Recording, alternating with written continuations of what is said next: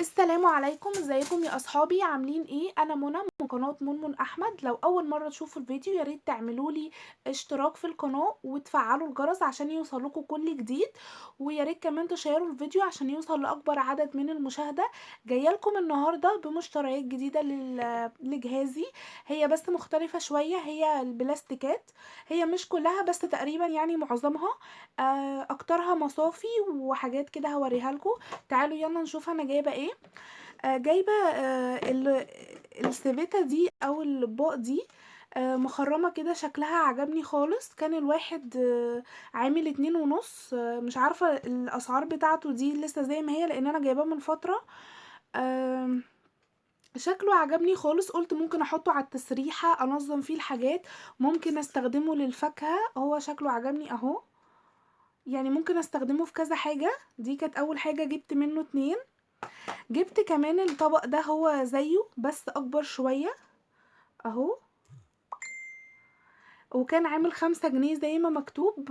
جميل جدا ده. ممكن برضو قلت استخدمه ان انا احط فيه العيش ده عشان كبير، قلت احط فيه العيش. وبعد كده قلت برضو ممكن استخدمه كمنظم او كأي حاجة. شكله عجبني، شكله شيك خالص. جبت كمان المصفى دي. دي مصفة الرز، هي اسمها مصفى تركي. اكيد في بنات، سوري يا بنات، اكيد في بنات كتير عارفاها وشافتها. كانت بتتباع على النت بحوالي 30 و40 جنيه.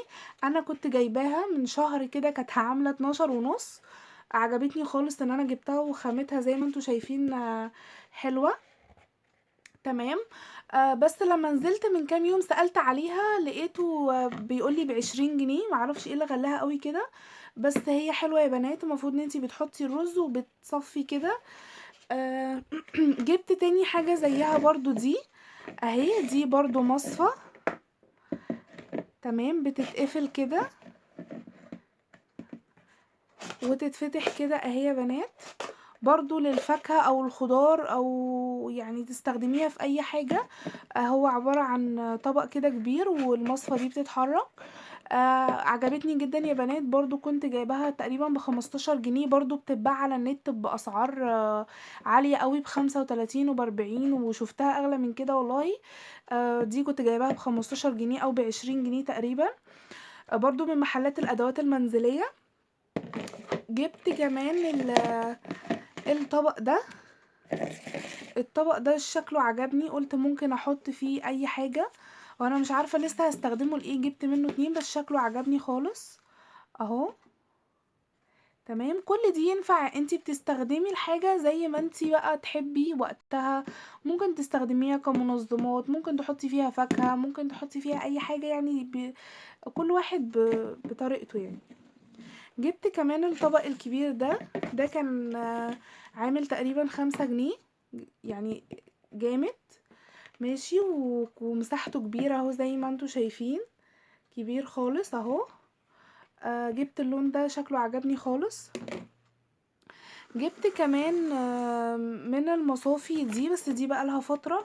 هي دي كده، المفروض ان هي كده. ومصفى، وتحت المصفى دي زي طبق، يعني هو 3 في 1. ممكن تستخدميها كطبق. إيه اللي فيها ده؟ ممكن تستخدميها كطبق، وممكن تستخدميها كمصفى فوق الطبق، يعني مكرونة او حاجة وتصفيها. وممكن تستخدمي دي. هي حلوة قوي ليه؟ لان دي اهي، هي بس بتركب. دي مثلا تستخدميها كقطاعة، بتقطعي عليها وتقومي منزلة، تقطعي عليها وتقومي منزلة. فحلوة خالص، عجبتني. كانت سعرها 20 جنيه برضو او 25. جبت كمان المصافي، 3 مصافي دول.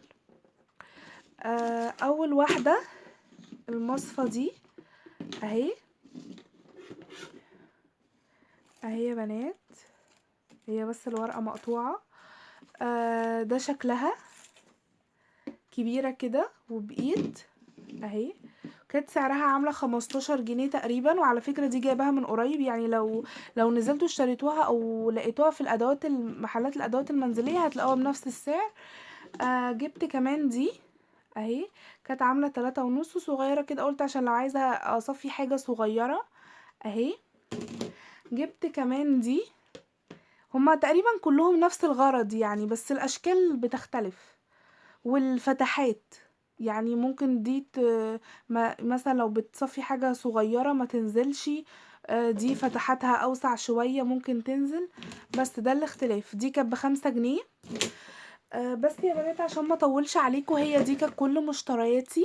لو عجبكم الفيديو يا ريت تعملوا له لايك وتعملوا اشتراك في القناة، وتشيروا الفيديو. واشوفكم ان شاء الله في فيديو جديد. مع الف سلامة.